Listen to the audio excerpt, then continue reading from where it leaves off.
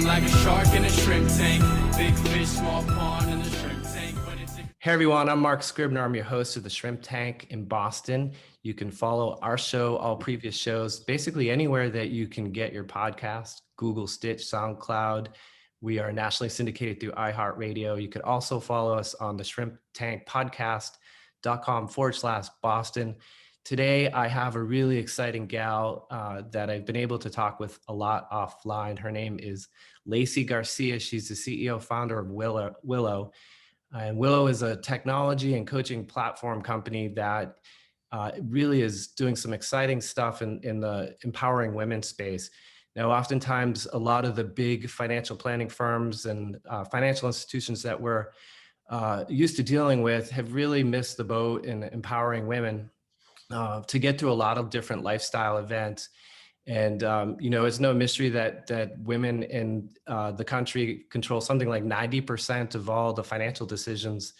And for whatever reason, the firms, maybe after working and listening to Lacy, they'll start to figure out why. But one of the cool things about Willow and their company is they don't really just take an all-or-none approach where you have to, work with all females. They provide a huge skill set to people like financial advisors that might have some blind spots and some weak spots in their practices of how to actually get the tools and the techniques to navigate through some very difficult things that are lifestyle events for the most part. It could be a death, a divorce, an aging parent, different things in anybody's financial life. There's really a lot of resources that are needed to navigate through those. So with that in mind, I want to welcome you, Lacy, to the show today. How are you? I'm well, Mark. Thank you. Thank you so much for having me. Yeah, it's really cool. Now, let's tell us a little bit about Willow and what what they do. I gave a little bit of an outline of some of the lifestyle events, but just give us a little bit of commercial of what Willow is. Excellent. Well, Willow is, as you said, it's a financial coaching and technology and communications platform. We're a mission-driven company. We're focused on financially empowering women. And we really do that through two ways. First at trustwillow.com, our consumer website, we provide free curated guidance around these life journeys, which you talked about: divorce, loss, kind of becoming a widow, aging parents, family, fertility challenges, you name it. We can get into those in more detail. And we also connect women directly with Willow certified financial coaches and Willow partner financial advisors. But one of the things we're most excited about in terms of how we're scaling the business is actually to partner with financial advisors across the industry to help them to do a better job at not only attracting, but really kind of retaining and growing their relationships with their female clients and doing a better job of meeting their female clients' needs. And that's in the context of, so my both professional and personal story, or the catalyst behind Willow. Both I was a marketer and then a private banker in the financial services sector. And then I was also a woman who was the client of a financial advisor, longstanding, great relationship with a male advisor who I consider to be a really good friend. But I navigated multiple life journeys, a divorce, challenges around family planning, fertility, becoming the sole provider, single parenting, co-parenting, all these things that are not where I needed guidance. That wasn't just about my investments or my estate plan.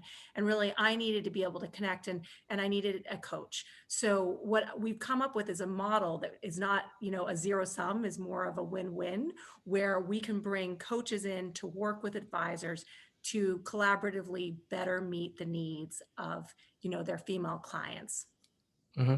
Now, so obviously it sounds like you had an aha moment at some point navigating through these different parts of your life and then maybe recognizing the weak spots or things that you maybe reflected on and said, hey, it would have been nice to have known this or had this and all that. And I know you have an amazing team there at Willow that you all draw from, but is that basically, where you've kind of started this company is just from life experience and applying some of the things that you saw as blind spots?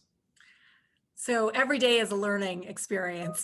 And as I mentioned, my story and sort of all the learnings and the continued learnings that I have are, instrumental in kind of putting together the concept and getting Willow off the ground. But I am, one of the things that I've been so blessed by is to be surrounded by a team of folks who are far more talented and smarter than I am, and who have years of experience, both in financial services, technology, seasoned entrepreneurs. We've got amazing, financial veterans and coaches across the country who are all have, day-to-day years of experience in at being practitioners. And so, so it's a combination of both, kind of being a woman who's navigated these things, learned, kind of the hard way, and then bringing in the right experts who can help other women and help advisors, kind of to do a better job navigating this. So folks, I guess I'd say from my perspective, don't have to suffer the way that I have.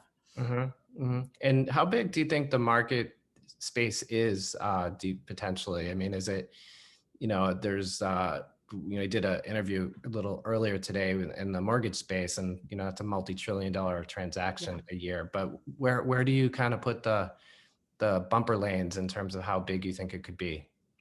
So women in wealth is, I think, the largest opportunity facing the wealth management industry. In fact, the latest kind of data, just quoting McKinsey and Company from this past spring, is that over the next decade, we're going to see the largest transfer of wealth in our history, which represents a $30 trillion opportunity for the industry. And that's in part, that's a transfer of wealth from men to women.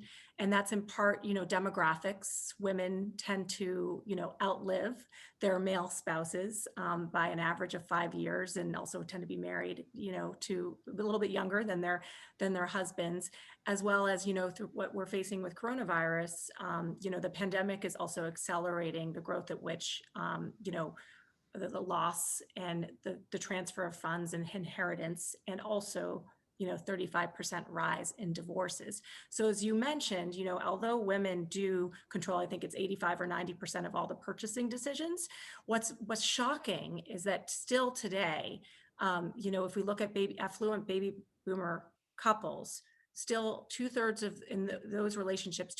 those relationships, the woman is not the main decision maker, and the man is still making most of the financial decisions. But that's going to transform dramatically, and this is a huge opportunity. And I think it's something that I've seen, since I've been working in this space and kind of trying to get people to sort of pay attention. Now, folks are really paying attention because they see what a huge opportunity it is, Yeah. what a pain point it is, but also that it is such a large market opportunity.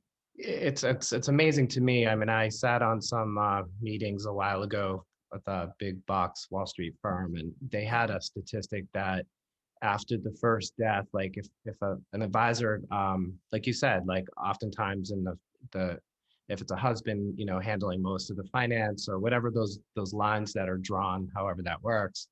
But when that first person dies, something like 90% of the account transfers away from that firm, because there was no there was no inclusion of both parties. And it was amazing. I think the firm's just trying to, backfill with that, because they realize they see that money just leaving. I don't know where it goes. It goes to, probably places like you, or facilities, but it's amazing that is just such a blind spot.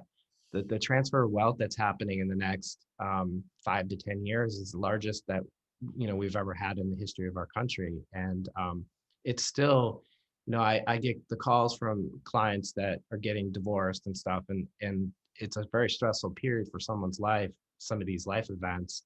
But they don't really have the resources. I mean, they might have an attorney that's giving them information, or they're getting all these different sources of information, but sometimes they're all conflicted out. So do you think that, from your clients, are you getting, like, the services that you're designing, is that feedback that you're getting from people that you're coaching with, and kind of thinking about, like, how do you pare down this business, because you are running a business, but do you try to be very specific and just stay with a certain number of deliverables?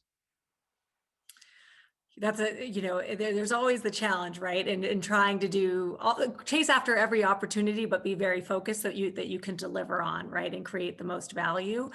So at Willow, we are pretty focused in our efforts, and as I mentioned, we do have the ability, we're very passionate and committed to what we're doing from like a social kind of good perspective. So therefore we are providing free guidance, information. We just hosted a webinar today. I think we had more than 500 women who had signed up for free financial coaching, but really, we're kind of laser focused on working with advisors and sort of growing through the business to business from a business perspective.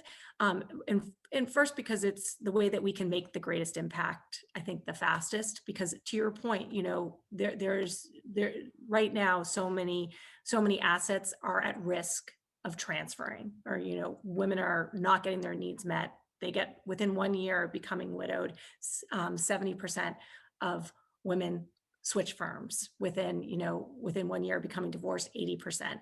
So what we want to do is kind of get in there and help with the advisors who are true fiduciaries, who are doing a good job, kind of help them to, better be able to communicate, bring in the right behavioral coaching, the right kind of support and empathy and action plans and all the things that a coach kind of helps to do to make a better connection, and to, not just provide, have them not be in a situation where they're providing advice that their clients are then kind of not connecting to or internalizing, but that they're then getting sort of the coaching, the empathy, the ongoing support that they need to really be making sort of better decisions, feel more comfortable, feel more empowered and more confident in their decision making, and have a better relationship, not only with their advisor, but a better relationship with their money. And we know that at the end of the day, our financial kind of health and wellness plays such an instrumental role in our overall health and wellness. And for women, that is also, we know women are, the matriarchs and are raising children, and Right. and these days businesses, and so that has such a ripple effect to it as well. Yeah, it's a thankless unpaid job in a lot of ways. So walk me through. In my real job is financial advisor, wealth management. I think we do a good job, but we're not. I don't know what I don't know. So walk me through how you would engage me if I am coming to you saying, look, we know we have a blind spot with our female relationships, or married couples, and then we want to try to empower both sides for whatever reason. Let's just say we missed that. I don't think we did, but I know a lot of people do. How would you kind of engage with us? What would that look like? Well, I'll first say, Mark, that I'm a fan of the work that you do and Oxygen does, and you you and your team are very forward thinking, and I think you're goals based, and obviously as the personal CFO, right? You're kind of focused on your client, getting to know them, what their goals are, what their priorities are, kind of finding out who are they as a person, right? Which no, but that's I know that doesn't sound like rocket science to you, but the truth of the matter is that, unfortunately, across the industry, that's not always the case. Well, So we sometimes can always do better. I think that's the thing. And if you care about your clients like we do, we're always bringing resources and we're thinking about it. But so let's just go back to that if you can. Let's just say, John Doe advisor is just recognizes that they do. It's a perfect time too, because we're coming into like goals and everything this year, and most business owners, at least on the wealth management side, are looking at, their census and their customer population, and what do they look like, what's the age of those people, that kind of stuff. So they've identified, wow, we have a problem here, or we could have a problem. These assets are going to leave. So what would you do? Well, a lot of times there is, this is traditionally an advisor will have a relationship with their client where they're required to meet once a year, right? And maybe they're available kind of ad hoc for questions along the way, but there typically is not a big interchange on an ongoing basis. And so what we find with a lot of women is that they just don't feel comfortable, right? They might have lots of questions, everything from, whether or not making a real estate decision, purchasing a new car, navigating conversations, not just on a day-to-day basis around, children and dependents. And we mentioned, caring for elderly, and for, for other dependents who their financial implications. So those are not the types of things that they're necessarily reaching out to their advisor for. If they have a specific investment question, or, tax planning question, then they might be more apt to reach out. So part of it is just like creating the space and reaching out and letting them know that there is this resource that's available to help them to kind of better understand their complete financial picture, or ask all the questions that they, might feel that they're not comfortable, like kind of letting down their guard, asking those questions, and everything from, kind of implementing sort of better behaviors that would support savings. And what are some of the things that are frustrating is that if somebody's not actually sticking to a good financial plan, they're drawing down their investment accounts unnecessarily, and these are the types of things where a coach can come in and really help. And so to your point about like how does that work with with an advisor, is one of the things we sit down with them, we kind of get to know them, we get to know their practice, we ask questions that they maybe sometimes are not reflecting on, like looking at their portfolio. Do they have as good a relationship with with a lot of the wives or the women? If they don't, do they think that they could benefit from bringing in a female financial coach who could sit down and kind of help them to build a relationship and to figure out where some of the the pain points or the opportunities are?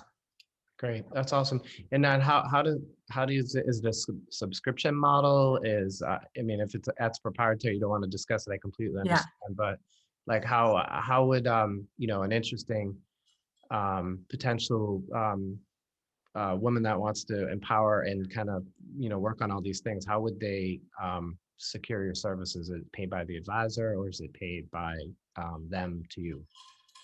Yeah, so we have, as I mentioned on the consumer website, we have financial coaching programs that are available, and all that information is out there and transparent. We can also connect women directly. We have a Willow partner financial advisors who are uniquely suited to kind of meet the needs of women. But on the advisor side, we work with advisors in a couple different ways. First, we have built a proprietary communications platform, which we built it for ourselves, and to enable the coaching between women and coaches, and then the integration with advisors. And in that, we had a couple of advisors who came to us and said, we'd love to use this ourselves, given the fact that everybody's now been forced to be virtual. And, a lot of advisory practices were not set up to do that easily. And so we built a really kind of simple and easy to use calendar integration with video and with SMS. And it was all kind of built by advisors for advisors, to make kind of easy prospect management, repeatable workflows, all that. So we have that as an option, but then, it was really set up to enable the financial coaching. And so we have built a certification process to identify and to help to kind of train and ongoing practice management, sort of the best financial coaches across the country, and those who are, uniquely suited to help women across these different life journeys or these transitional events. So, we kind of are a connector and a convener, but all that information is, some of it's available on our website, and our landing page is specific to financial advisors is willow-connect.com. But I also am happy to provide my contact information, and folks can reach out to me on LinkedIn, and we can, we tend to take a customized approach depending upon the advisory practice or the firm that we're working with. Yeah, we'll actually link that at the end of the show. Yeah. We'll kind of cover that real quickly. I know we're getting close, but I do have a couple more questions. No, I know that Willow's had some pretty impressive growth very quickly. And I also know, and our listeners won't, but you've been very successful in the academia business world before, had some really cool transactions that you're a part of. And the tagline, as you see behind me, is where book smarts and street smarts collide. Yeah. For someone, let's just talk about empowering women to start a company. Is there any tips or uh, suggestions that you have in terms of like, starting a company like Willow or any company out there? I think there's three sort of kind of the three guiding principles for me that I've always admired amongst great leaders are, those who lead with authenticity, with humility, and with empathy. And I think that that's really true for entrepreneurs. And if you're going to start a company, I think starting one that you is authentic to who you are, right? And it's something that you really believe in and that you can stand behind and that you can sell, right? But also that you have to live, breathe it 24/7. And so I think that that's key. I think also, being humble enough to know that what you don't know, and surrounding yourself by a team of folks and by partners and folks that you can learn from and that you can grow from, and that will help you to, sort of better meet the needs of your customers. And and then finally, that's more on that is just also, being really kind of open-minded, right? And always asking what it is you don't know, like looking at yourself, with a real sort of critical eye. And that's, I think, really key too, as a business leader. And this is that you always have to be looking 5 steps ahead, right? Or you're going to miss out. Either you're going to miss something that ends up costing you kind of big time, or miss out on the way that you really need to grow your business. Yeah, and So it's I gonna be think okay to make mistakes. That's totally. because you're gonna make tons of them, and Yeah. and unfortunately, the ones that you probably learn the best are the ones that have a dollar sign attached to it, and you've got to avoid those. But the ones that really stick and probably the biggest growth curve are the ones that that cost money or heartache, I guess. I mean, I'm a culmination of all my failures at this point in my life. I have thankfully failed up for the most part, but certainly our failures are what define us. What we do with our failures, and what we learn from them. And I think that that's one of the things that if you embrace them and you kind of learn from them, and then you're also sort of able to grow and to learn from them, then that's key, right? And that's why some people can't be entrepreneurs, because they're just so stuck with having it run perfectly all the time. And being an entrepreneur, you're throwing your hard-earned money, your time, and it's in the very beginning, it's a great concept. I mean, you came at this from life experience, and all your coaches did too, but it's not proven that it works right out of the gate. I mean, Mhm. proof of concept on paper sounds great, but until you actually start putting your own money into it, and your time, that's when the rubber meets the road. So again, I would like to remind all our listeners that you can get this show, all your shows, any of your podcasts, Google, Stitch, SoundCloud, Apple, nationally syndicated through iHeart. We'd love to get your followership if you can. Lacy, for our listeners, what's the best way? We're going to put your contact information below your picture here, and you can see it. What is the best way if you have either an advisor or a woman who wants to learn to be empowered financially to get a hold of you? And so for women who are looking to become empowered financially, I encourage them to visit trustwillow.com. And for any advisors, obviously welcome to go to trustwillow.com, but if you can reach out to me directly, either on LinkedIn or at my email, which I'm happy to make available as well. Okay, well, I'll be in the video too. So with that in mind, I wish you the most success. It's great. I think that it's unfortunate that you had to create this business for being ignored, but there's such a great opportunity for you, for the women that want to be empowered. I can't tell you, it's really hard when you're working with a client and they get divorced and having to almost build them back up. But it's a great experience when you're able to do that and put all the resources behind someone to, I remember, oftentimes when I have a client that gets divorced and they don't think they're going to be able to put the next step forward and they don't know what their future looks like. But then to circle back with them in a very small amount of time and to see the confidence and the, the progress and just the empowerment, right, that's achieved by that. You're doing great work, and I think that's amazing. So again, I'd like to thank you for coming on the show, and we absolutely would love to have you on again for some updates. And thanks so much. Mark, thank you. And, I really appreciate the opportunity and love what you're doing here. Shrimp Tank. Thank you. I've been feeling like a shark in a shrimp tank. Big fish, small pond in the shrimp tank.